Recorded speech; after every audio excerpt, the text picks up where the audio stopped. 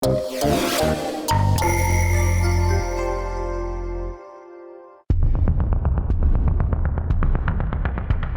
момент, калі мне стало трохі страшна, таму што мы ночылі у адной вёсцы і дзесьці бліжэй да вечара мы выйшлі папаліць папіросы і пачулі, што ідзе стральба у самой вёсцы, то бок спачатку з глушыцеля, потым без глушыцеля. І наколькі я ведаю, гэта заходзіла расійская ДРГ, і ЗСУшнікі вялі з імі бой. І вось калі мы засыпалі, мяне праскакивала шальная мысля, што, мабыць, яны зноў вернуцца, там, перастраляюць нас, пакуль мы спім. Ну, але ж я бачыў, што мае пабрацімы все такія наспакойна. Вось, таму я выпіў сабе соннік і заснуў нармальна. Прачнуўся жывы, слава Богу.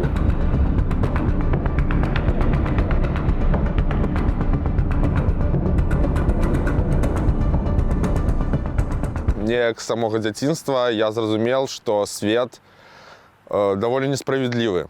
І то бок у мяне былі пэўныя пытанні і да таго, як працуе грамадства, і да капіталізма, да дзейнай сістэмы. Мяне цікавілі нонканфармісцкія розныя рухі, і на гэтай плыні я зблізіўся з беларускімі кансерватарамі. Ну, тады ў мяне да Лукашэнкі было такое нейтральнае стаўленне, то бок я ўспрымаў яго як дадзенасць.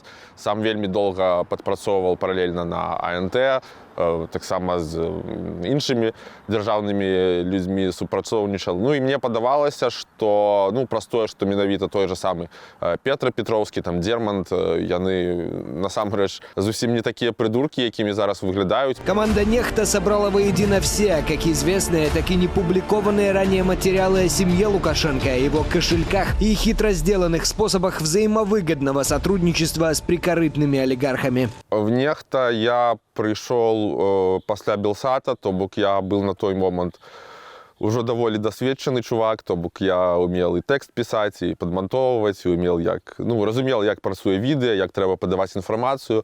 Вось мы са Сцёпай, ну, былі вельмі добрымі сябрамі, зараз все роўна у нас засталіся добрыя стасункі, но тады мы прям тусавались. І мне спадабалася «Нехта» з самага пачатку, то бок сам праект, ну, для мяне з маімі, так казаць, маім кансерватыўна-рэвалюцыйным зарядам, ну, гэта выглядзела крутым інструментам. Ну, і таму я там выкладывался, я працаваў на Тэлеграме і рабіў ролікі, відэа спачатку, вёл маленькую рубрику ў Сцёпіных навінах міжнародныя, а потым там у стрімах, ну і па выніках зняў 2 неблагіх кінафільма «Золотое дно» і «Золотое дно 2».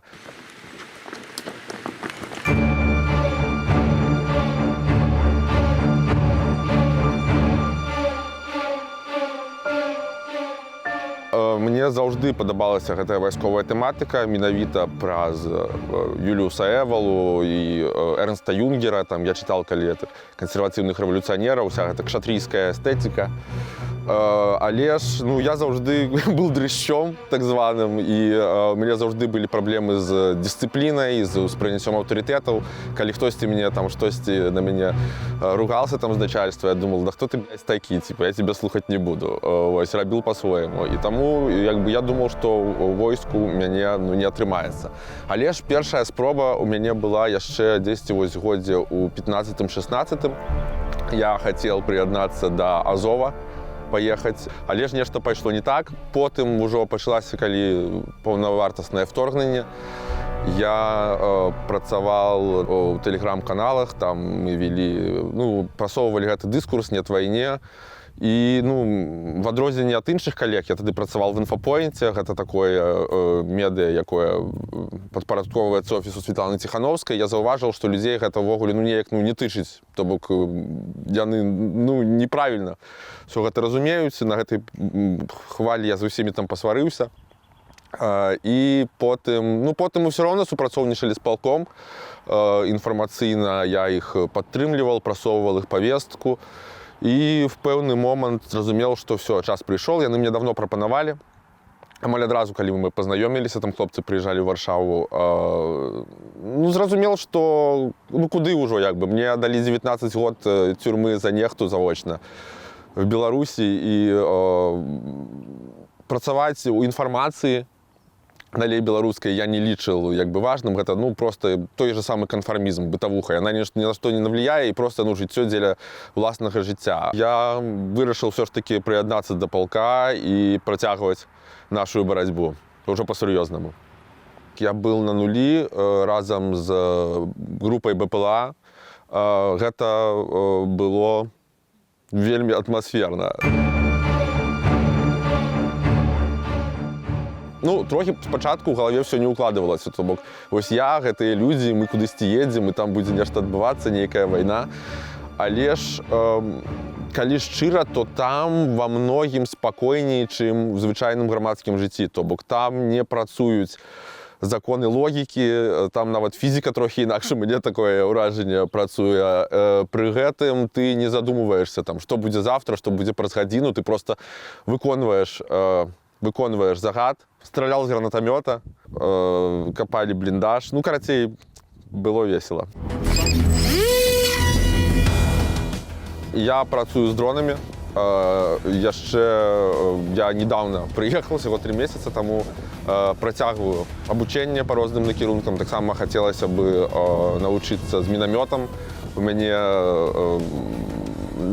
гэта крутая зброя, стыльная, яна мочыць адразу вельмі много рускіх. І таму, але гэта так, у будучыні зараз асноўны напрамак працы гэта дроны. Вось, пра спецыфіку, розныя падрабязнасці распавесці я пакуль не магу, але ж мяркую, што вынікі маёй працы пабачаць у Маскве і ў Менску. На вайне больш за ўсё не хапае душа, то бок там, калі б не сухі душ, увогуле, там з гігіенай ёсць такія праблемы, і пасля салодкага Кіева і Варшавы вельмі складана.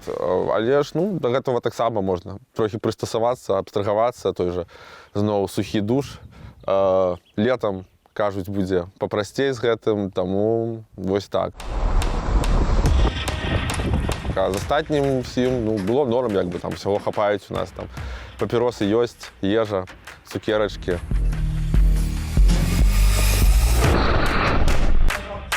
Мне было нескладана змяніць сферу, таму што я вельмі лёгкі на пад'ём. 2-4, 7-7-9. Повтори, как принял. 7-4, 2-4, 7-7-9. Принял. Але ж роўна ад той жа журналістыкі я далёка не уйшоў, таму што у палку ёсць прэс-служба, і я таксама ёй часам дапамагаю, таму што рук там трохі не хапае, а у мяне ёсць вялікі досвед браць тыя ж там інтэрв'ю, напрыклад, часам пісаць нейкія тэксты, таму у мяне у гэтым плане ўсё добра.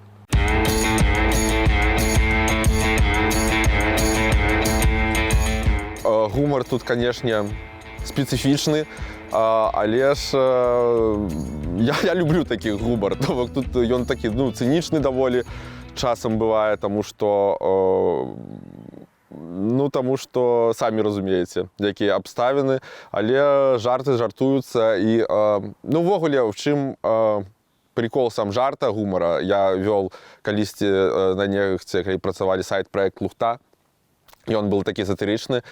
І калі гумар такі несапраўдны, штучны, ты разумееш, што за ім, як гэта сказаць, нічога не стаіць з папраўднай сітуацыі, то гэта нават не смешна. А тут праз тое, што рэальнасць проста бурліць. То бок тут людзі жывуць рэальнае жыццё, тут няма ніякага спектаклю, тут няма крывадушнасці. Мы былі на нулі і ездзілі з пабрацімам па нашых розных лакацыях, дзе сидзелі нашыя хлопцы. І гэта была ноч.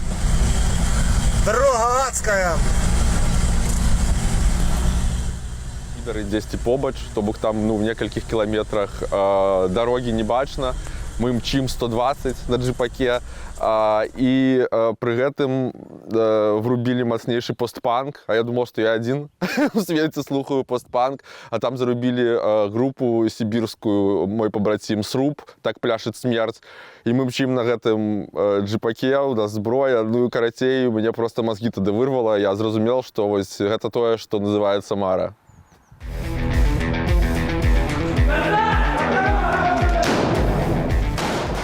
Праз гэтую вайну мы павінны адрадзіць былую веліч, мы павінны вернуць Смаленск, мы павінны вернуць Браншчыну і мы павінны зноў стаць на шлях аб'яднання з нашымі гістарычнымі хаўруснікамі, Польшай, Літвой, Украінай і адрадзіць нашу цудоўную Рэч Паспалітую.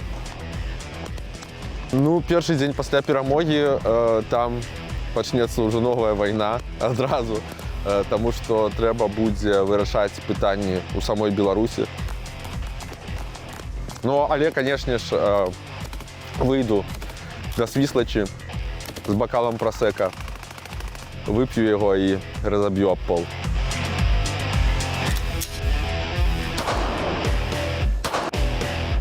Я жадаю захіснікам Украіны цярпення, моцы, моцнага духу, не весціць на варожую прапаганду, не губляць свой запал. Жадаю ўсім веры, таму што ў самыя складаныя часы вера дапамагае, і не губляць упэўненасць у тым, што праўда за намі, што мы робім важную справу і што наша перамога для нас усіх неабходна.